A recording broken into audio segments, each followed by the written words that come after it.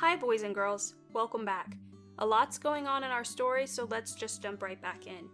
It's been about 4 months since the teachers of Islam have come to the island, and while part of Tama's plan has worked, that more people are following the teachers of Islam, it hasn't worked entirely. Remember, the plan was to get the big teacher to leave.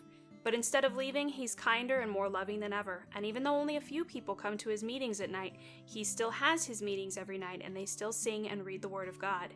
Remember how Satoo told Hans there would be a meeting with the important men of the village? Well, that's happening, and they are waiting for him to show up. Even though it's night, the village is alight with the flame from the volcano. They're very worried, so worried that Chief Meriden asked the villagers if they could move the village to the other side of the island, but the villagers don't want to because their gardens are all growing and they don't want to lose their produce. Pretty soon Satoo shows up because he's been invited to this meeting. Guru Molla tells him that he's old enough that he needs to stop following the big teacher's ways and follow their teachings instead. Not only that, he tells him that they're going to give him a new name and have a name feast for them. Though he disagrees with them, Satoo's still respectful and kind, and Tama notices this change in him.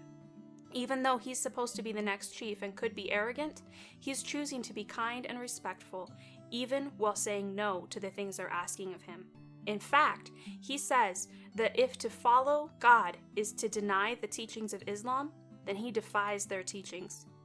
Respectfully and kindly, he tells them that it's time for him to go, that he has to go to the singing at the big teacher's house. Chief Meriden is very distressed and upset, and Guru Molla tells him that he clearly is not fit to be the next leader. That maybe to appease the volcano and to take care of this issue, they can take him and leave him at the foot of the volcano. Chief Meriden yells, "No, I won't do that to my son." Tama even says, "I don't agree with this." Guru Molla says that maybe Tama has been influenced by the big teacher. This made Tama very angry, and he's quiet now.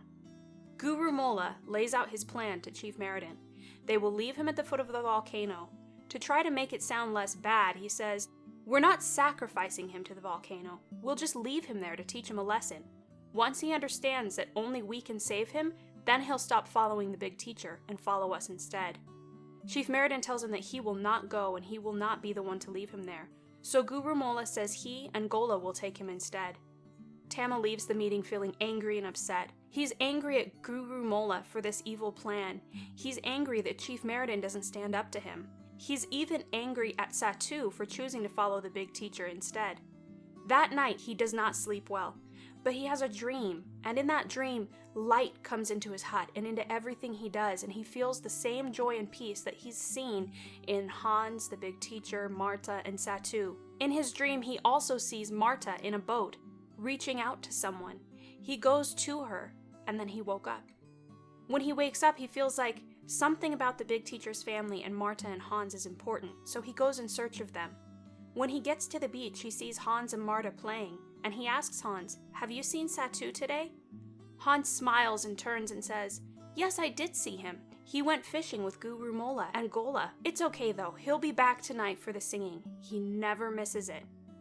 Come back next week to find out what will happen to Satoo.